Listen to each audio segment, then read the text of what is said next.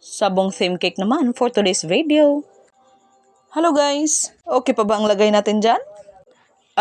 Sana ay okay lang kayo. Ito na pala, diretso na pala tayo sa final frosting. Nagkulay lang ako dyan ng blue guys, konti lang nilagay ko. Ang gamit ko namang food color is Ferna, na blue. Size ng cake natin dyan guys is 6x3. Choco moist ang cake at whipped pa rin yung gamit nating icing.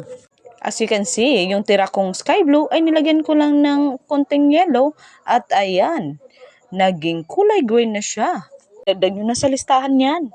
Gumamit lang ako ng grass tip para malagay natin dyan sa top, tapos maya-maya isa baba naman. Order pala ito ni Ate Luz. Thank you te sa pag-order para ito sa kanyang tatay na pang death anniversary. Sa pagpapipe naman natin ng grass, huwag lang natin pigain ng mabuti, hinay-hinay lang. Hindi na mo buhagay ang tip o ang icing nimo. Tapos naman natin dyan sa mga icing, proceed naman tayo sa fondant details. Ayan, nag-flatten lang ako ng white dyan para sa ating dedication. At ginamitan ko lang yan ng fondant letter cutter. Pagkatapos naman natin sa letters guys, ay gagawa tayo ng parang bato ba. Ginanyan ko lang siya. White muna ang gagawin natin kay nasa white pa naman tayo, may ano yung brown. Ayan, gamitin mo lang yung thumb and point finger mo para makabuo ka ng parang bato. I-press mo lang ng konti pa ganyan. At ayun. Repeat process lang guys. Hanggang ma-reach mo yung kung gaano kadami yung gagamitin mong parang bato-bato dyan, pang design. Ayan, tapos na tayo sa letters at sa bato na white. Dito naman tayo sa brown. Gumamit lang ako ng choco brown na food color. Ayan. Isang patak, isang katutak. Ayan, kung hindi ka mag-gloves niyan guys at gagamit ka ng mga dark colors, ay na, magkalamutsing ang kamay mo. Tapos papasok pa yan sa mga kuko-kuko. Di, mukha na talagang kanang may yuta tingnan yung mga kuko mo. Yan, flatten ulit gamit ang rolling pin at gagamit tayo ng silicone molder, ganyan. Parang kahoy-kahoy ba ang design. I-press mo lang yan sa fondant. Yan, i-press-press lang natin hanggang sa bumakat na yung molder natin dun sa fondant. At ito nating salbaro. Ating kuan pala yung kahoy-kahoy natin na design. Ayan. O diba?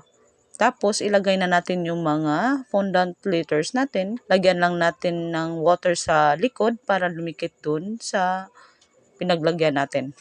Ang tatay lang ilagay natin dyan guys. At yung unang A pala natin ay baliktad pero hinayaan ko na lang kay dumikit na siya. A ramagyapon tanaw no.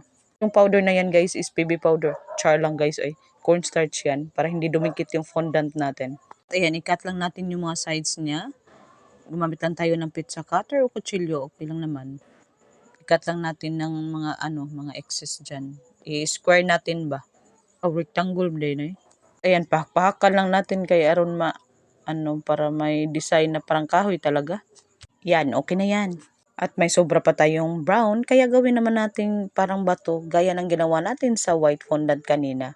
At ayan, ilagay na natin yan sa harapan. Manalangin muna tayo para hindi mahiwi. Bago natin ilagay dyan. Kay kurog biyan itong kamot. Pasmadong kamay. Then add na natin yung mga printed toppers. Ayan, lagyan lang natin ng water konti dyan sa board para dumikit yung mga fondant letters natin. Hindi namang isa-isahin pagbasa sa likod pero mas madali ang ganyan. Based on my experience, char. Tapos i-add na natin yung mga ginawa nating bato-bato na fondant sa top. Tapos sa baba, lagay lang natin dyan. At ito na guys, ang ating finished product. Thank you for watching. Follow for more para updated sa ating mga new videos. Babu!